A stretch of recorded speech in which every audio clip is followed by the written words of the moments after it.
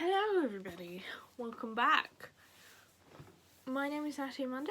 Welcome back to Brick Girl Reading, which is my YouTube and my Instagram profile. Today we are going on to the first, I'd say, mainline book of the Throne of Glass series, titled Throne of Glass. This is by Sarah J. Maas, who is an author from America. This book follows Selenia as she's basically chosen by a character called Dorian Havillard, who's like one of my favourites now, I love him, to be in this competition for his father called the King's Champion. The King's Champion competition is basically a competition to pick someone who will basically be the king's assassin. As I mentioned in the previous video, Selenia has been trained as an assassin by this guy called Arabin Hamel. And then, obviously, Brian and Kale Westfall, who I actually quite like so far. He's quite an interesting dude, I think.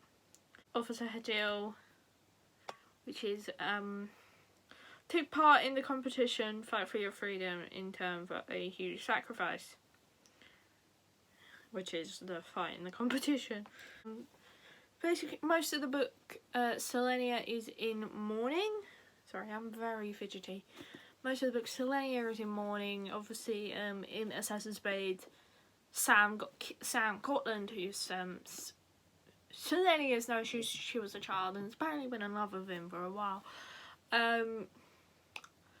Got killed. It's hard to figure out. I think even now in Air of Fire, which is the book I'm reading currently, just trying to figure out, was Sam ordered to be killed by Arabin or the king or someone else?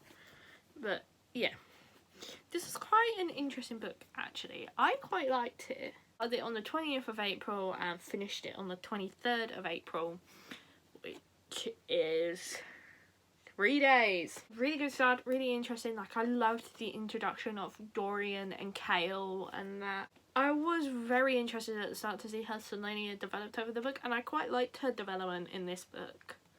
Like, I liked the fact that she wasn't as cocky as she was at the start of Assassin's Creed. Like, she's still slightly cocky because she's one of the best assassins in the world, to the point where people don't even realise she's a teenager. She's about 18 years old. She's about the same age as my brother, who's in that room there. Brian and Kale at the start seemed very interesting and have so far proven to be interesting, even in the following books. Brian is probably my favourite character so far. I love him.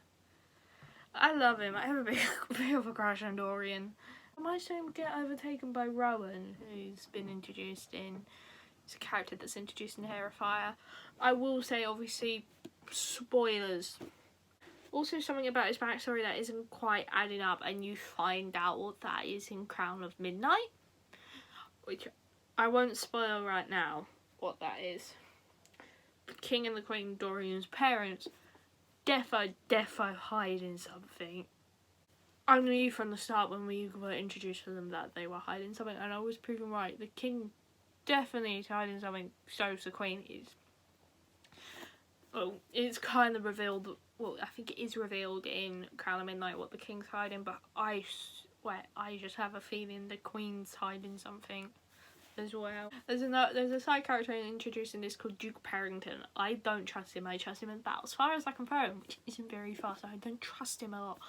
I was proven right. Him and the King are definitely in cahoots, definitely evil, and he was definitely manipulating Caitlin, who's a character who I kind of have sympathy for after reading Crown of Midnight. Like, you can tell like she was being manipulated by the King and by the Duke, and basically given a opium addiction, I think, because she mentioned smoking something out of a pipe and getting headaches, and it reminds me of opium. Like, obviously I've never taken opium, just to say, never taken opium. It's just that I've seen a lot of people, like, through pop culture and that, take opium and that. I've read about it. Oh yeah, putting it bluntly, my feelings on the King. He's a cunt. I hate him so much. Especially after Crown of Midnight. Especially after Crown of Midnight. I freaking hate him. I do. Oh yeah, and I was kind of right about Duke Parrington and the King scheming together, and I'm on Air of Fire right now, and it still hasn't fully revealed the King and the Duke's plans. I will say also, this has got really good world building. Like, it's quite, like, you get introduced to the world really well. You get introduced to it in Assassin's Creed, but not as much. But like, it's interesting. You also get told that magic's been stamped out from this world. It's revealed in the, obviously towards the end of this book, throughout this book and throughout Crown of Midnight. Magic hasn't been stamped out. It hasn't at all. My rating, I gave this 4 out of 5 stars. I did. It wasn't quite, I did really like it, but it wasn't quite a 5 out of 5 for me. Like I said in my previous video, star ratings are just gut feelings to me. Like, if I have a gut feeling that a book is a 3 star, I'll give it 3 star. If it's a 4 star, I'll give it 4 star. And that, yeah, really liked it. Really recommend this series, especially if you've read like Sarah's other series, or series, A Court of Thorns and Roses and Crescent City. Yeah, really good.